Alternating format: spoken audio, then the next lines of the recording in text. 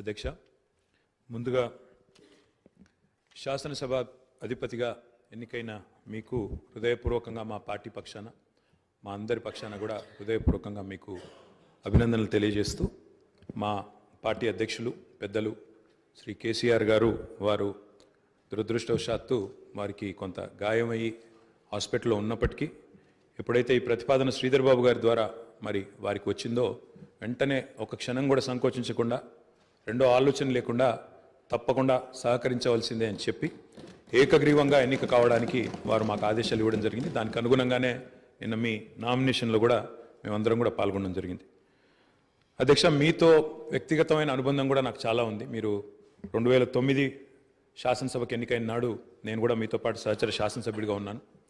ఆనాడు తెలంగాణ ఉద్యమంలో కూడా మీరు మీ వంతు పాత్ర పోషించినారు.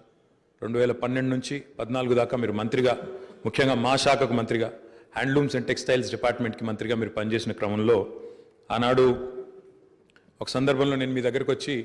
మీరు రండి, సిరిసిల్లకి మీరు రావాలి, ఎందుకంటే రాష్ట్రం మొత్తంలోనే టెక్స్టైల్ అంటే సిరిసిల్ల కాబట్టి మీరు తప్పకుండా రావాలి అంటే మీరు కొంత సంకోచం వ్యక్తం చేసినారు మొదలు. మరి ఇప్పుడు ఉద్యమం ఉధృతంగా ఉంది, నేను మంత్రిగా ఉన్నాను, ఈ సమయంలో వస్తే ఏమైనా ఇబ్బంది ఉంటుందా అంటే లేదు, మనం కలిసే పోదామని చెప్పి ఆ రోజు మీరు రావడమే కాకుండా ఆనాడు మరి బ్రహ్మాండంగా మీరు వచ్చి అక్కడ కార్మికుల సమస్యలు విని తర్వాత చాలా సమస్యల పరిష్కారానికి మీ స్థాయిలో మీరు కృషి చేసినందుకు కూడా మీకు మనస్ఫూర్తిగా ఈరోజు మళ్ళొకసారి అభినందనలు, ధన్యవాదాలు కూడా తెలియజేస్తూ మరి ఒక ఉన్నతమైన సాంప్రదాయానికి ఈరోజు మరి తెరదీస్తూ ఇతర పెద్దలు గౌరవనీయులు తెలంగాణ రాష్ట్రం ఏర్పడ్డ తర్వాత పెద్దలు శ్రీకొండ మధుసూదనాచారి గారు, తర్వాత శ్రీ పోచారం శ్రీనివాసరెడ్డి గారు, తదనంతరం మీరు, మరి వారు ఇద్దరు కూడా నెలకొల్పిన సాంప్రదాయాలు, కాపాడిన విలువలు, వాటన్నిటిని మీరు కూడా పరిరక్షిస్తారని మనస్ఫూర్తిగా ఆకాంక్షిస్తూ మీ ఉన్నతికి మనస్ఫూర్తిగా అభినందనలు తెలియజేస్తూ మరి ఇప్పుడే పెద్దలు ముఖ్యమంత్రి గారు, ఉప ముఖ్యమంత్రి గారు, మంత్రివర్యులు కూడా చెప్పినట్టు మరి ఈ సభ అందరి సభ, ఈ సభలో ఉండే ప్రతి సభ్యుడి యొక్క గౌరవాన్ని, ప్రతి సభ్యుడి యొక్క హక్కులను, ముఖ్యంగా ప్రజల తరపున మాట్లాడే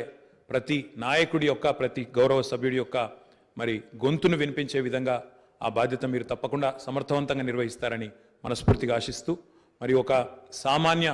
ఎంపీటీసీ పదవి నుంచి ఈరోజు శాసనసభ స్పీకర్గా ఎదిగిన మీ